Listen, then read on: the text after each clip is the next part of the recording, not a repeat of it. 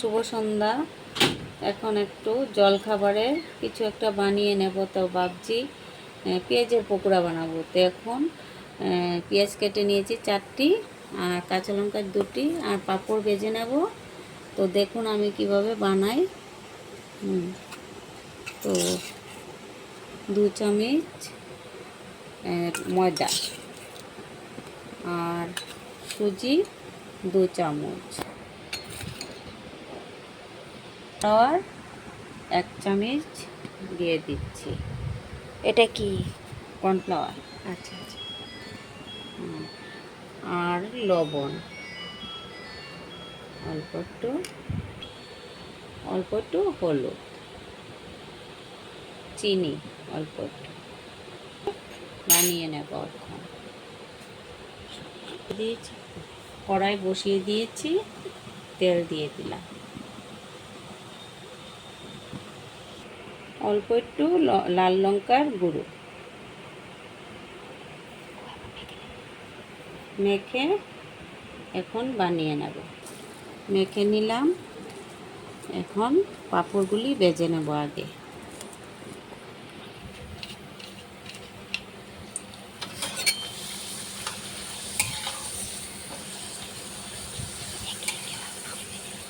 একে একে সবগুলি পাঁপড় এভাবে ভেজে নেব।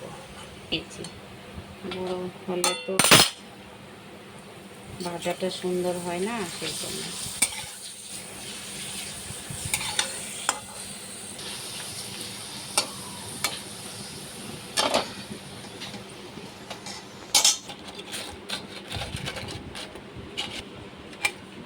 সবগুলি পাঁপড় ভেজে নিয়েছি।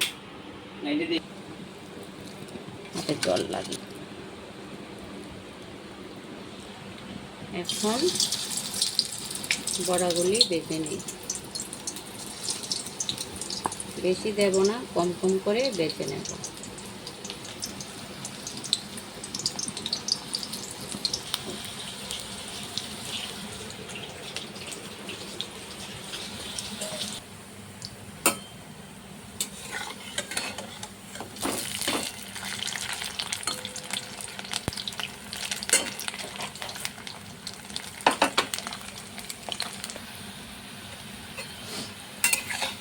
হয়ে গেছে, উঠিয়ে নেব।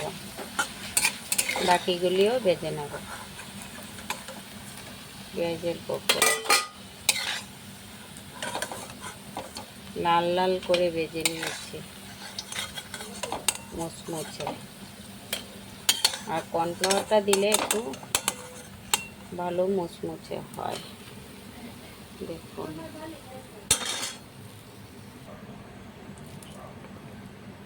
বাকিগুলিও ভেজে নেব।